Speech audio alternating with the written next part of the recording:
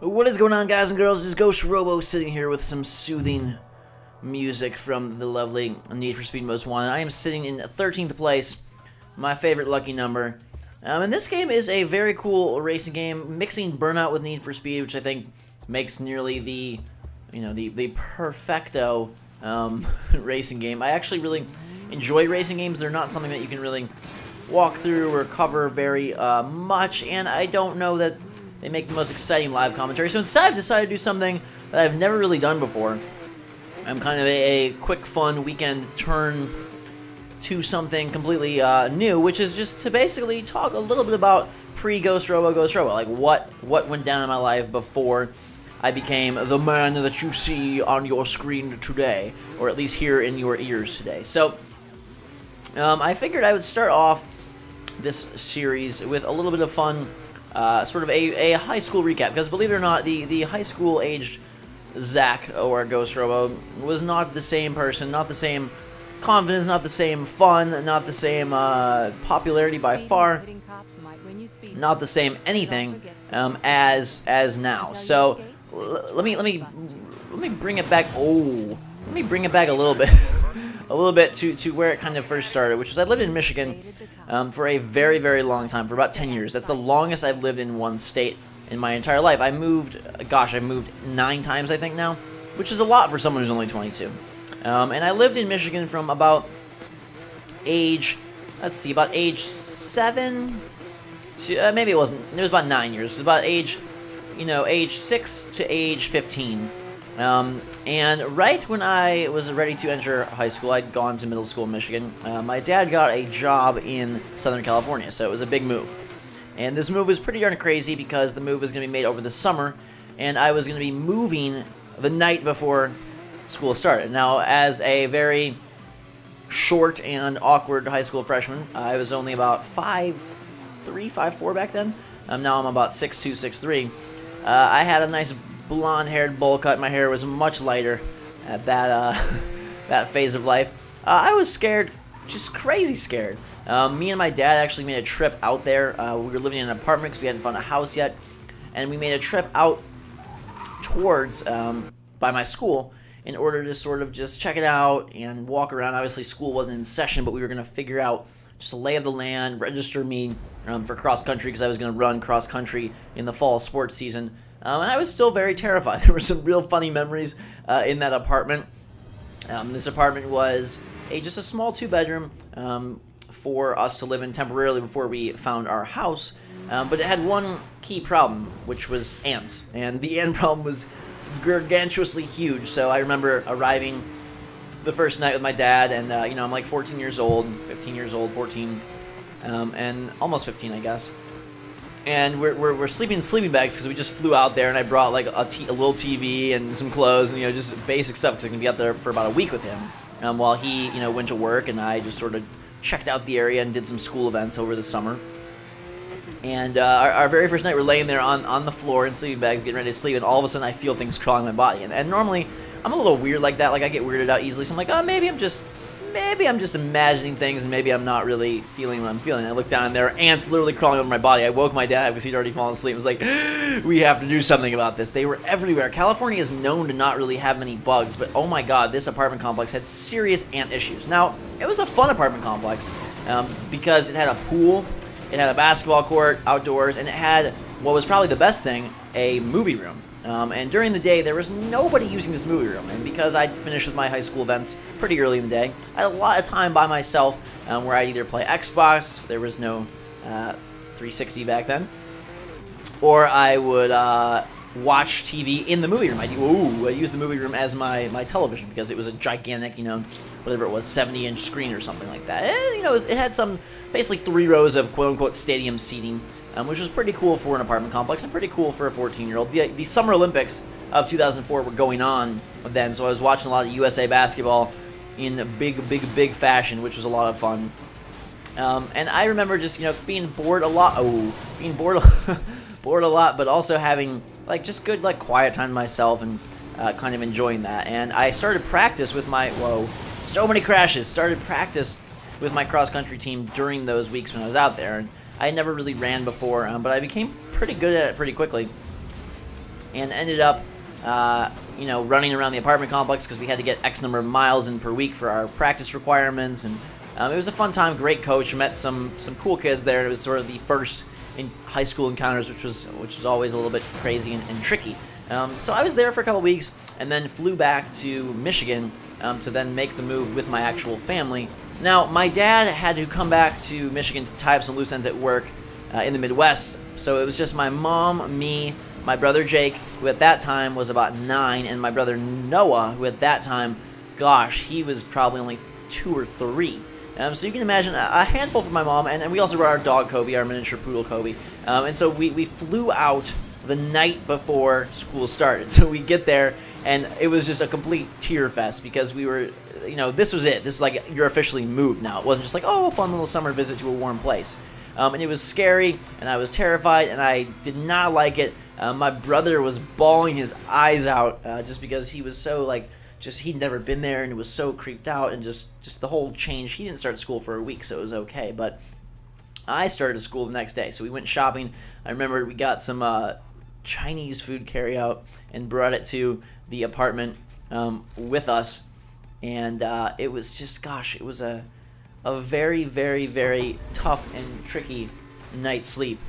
Being in the apartment with a dog, and the dog's food attracted even more ants, so we put Kobe's, my miniature poodle, her bowl of food down, and the next morning woke up to a trail of freaking ants going all over, you know, from their place of origin, basically in the corners and the cracks of the walls, to Kobe's food. Like, literally, I'm not even kidding you, hundreds of ants in there, like, line formation, just doing their worst, hating on me hardcore and my whole family. It was just like a scream fest. You woke up, you're like, oh my god, I have to go to school, and there's ants everywhere. It's terrifying. So here I am. Keep in mind, I grew like 11 inches freshman year, so I'm short. I know a couple kids from cross country, but this is a big school. I had gone to private schools or small schools my entire life in the Midwest, and now I'm entering a school that has 1,000 kids per grade. So this is a huge school. Luckily, it was a brand new school, so it only started with freshmen and sophomores, so I wasn't too intimidated by that. But I knew absolutely no one, which, as you know, if you've started any school anywhere, is a terrifying thing. And you're in a brand new place, and I basically had to go to school out of an apartment, out of a crazy, like, you know, ridiculous thing. In fact, if I remember correctly, we actually ended up spending the night at a hotel because the apartment was so screwed up with ants and nonsense. We ended up transferring over to a hotel for that night. So I went to school out of a hotel. So I wake up and I'm, like, honestly freaking out. I really had no time to prepare anything. I'm just, you know, don't even have supplies, don't even have anything that I would need because I just need to get there, right? I need to do this right now, right today. And I go to school. It's a big outdoor campus. This school was in wine country in Temecula, California. So if you know that area, it's kind of a very deserty feel. It's not like, oh, ocean beach. The ocean's about at least an hour away. So it's very hot, it's very humid, but it's also very mountainous and kind of a pretty area. But the school was an outdoor school, meaning that buildings kind of circled the perimeter, and then in the middle was just a huge courtyard full of, you know, lunch tables and sort of like outdoor sitting areas. And being from, you know, living in Chicago and Michigan, I was used to freezing cold and indoor school, so that was already a weird thing. And the weirdest part of all on that first day was that there were gigantic fences surrounding the school, and these are, I'm not even kidding you, these are like 80-foot fences, right? And so it felt like my mom, I remember her saying, like, I feel like I'm dropping you off at prison, which wasn't, you know, the most helpful thing to say on my first day at school for a kind of nervous little guy, little GhostRobo. And I was not confident back then. I was not confident with people. I was not confident with girls. I was not confident. You know, the whole move kind of threw me for a loop.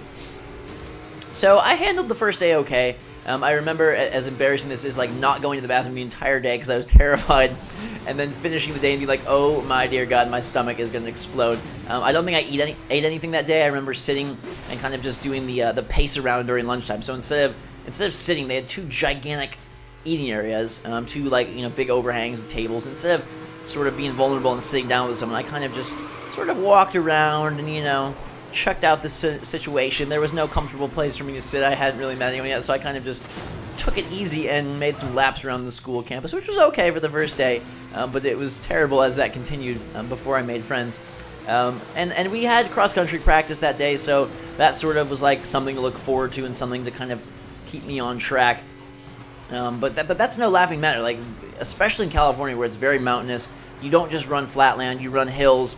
It's very tricky, it's very tough, it's very grueling, especially when you first start. But it's something that ended up being a huge benefit and fun part of my freshman year. So I finished the first day, and I remember just going to practice and then had to do tons of shopping and just being like, I really want to go home. And so the first week sort of passed in that fashion. I can tell you my schedule. I had, regular freshman English. I had regular global science is what it was called. It was a mix of different, sciences, this sort of integrated program. I had PE, which was required, and I had geography, which was the stupidest class I ever took in my entire life because it's like coloring maps, and I'm pretty smart, pretty dang smart, in fact, and going to private schools and stuff, I was not used to this, like, coloring maps type thing, so I found it very, like, hilarious and almost just a joke. I have some funny stories revolving around that. I had pre-calculus, because I had pretty darn good math, so I started off my freshman year in pre-calculus, which was the one class that was really a challenge at the school. Everything else was kind of a cakewalk. What else did I have? Let's see, I'm trying to think. Was that it? I think I had 6 classes: global science, English, math, PE, geography. There has to be one more. I'm blanking on it right now. But anyways, the trauma of that first weekend was that my mom was very decided that she wanted to move back to Michigan, that she hated California so far and did not want to try this any further. So we were going to just move back, and that seemed ridiculous to my dad because we had already sold our house. And in fact, this is even crazier, but I promise you it's real. If you know who Joe Dumars is, he's the one of the Detroit Pistons basketball players in the NBA, one of their most legendary players, and he had purchased our house for one of his nephews. No, we didn't have a huge house. He was just doing a kind deed for his young nephew who was just starting his family out. And so my mom called this guy and was like, we hate it here. It's terrible. My kids are miserable. Would you let us move back? And surprisingly enough, the guy actually agreed to do it. He felt so bad and had just had a couple kids of his own and a wife, and he felt so bad for my mom that he agreed to give us the house back if we wanted to cancel the contract, basically null and void everything. And so I was pretty darn stoked because I would go back to my friends, go back to my old stomping grounds where things were familiar and really fun and good. And, like I said, lived in that house for 8-9 years.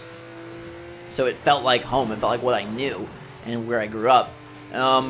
But after a couple days of contemplating that weekend, I guess reasonability got the better of my mom. And she's like, let's try this out and let's stick it out and let's see how it goes. So I was like, all right. My brother was not happy, my brother Jake. But I was like, okay, it could be fun. It's really warm here. And so I did my best. Cross country was fun. I made the varsity team because, again, there's only freshman, sophomore, so it wasn't like crazy competition. I wasn't competing against 18-year-olds, and I really started to grow. Now, this was something that was both awesome and disastrous. It really helped me in basketball. It helped me in a lot of ways, and just I like being tall, but it greatly affected my health. Anyone who's grown that much knows that it's like really, really tough on your body to grow like 10 inches in a less than a year period. To complicate matters even further, my wisdom teeth were coming in because I always got my teeth young. And so I have wisdom teeth coming in. I'm growing at like a crazy rapid rate, and I was sick all the time. All in all, I missed 74 days my freshman year, which is crazy. If you think about it, I think school years have like only 190, 200, 210, something like that days of school after you take out weekends and take out holidays and summer. So I missed like over a third of the school year, which was absurd. And there was definitely some consequences of that. But the real craziness was when I decided to change up my entire schedule and do half of my courses independently because they just were not challenging. And basketball season rolled around, and that was equally crazy because you got to remember, I was like a star basketball player back in Michigan. So when I got cut my freshman year, things were not so peachy keen anymore. And that's where we'll pick up next time. Hope you guys enjoyed. If you did, hit that like button. Let me know what you thought in the comments below. Trying something different with some just fun me commentary as we play through this awesome Need for Speed game. Very, very cool. Available now for PS3 and 360. Until next time, guys and girls, have a fantastic day. Drink some matcha. I'll see you soon with part 2. Until that time, though, we will see you all later.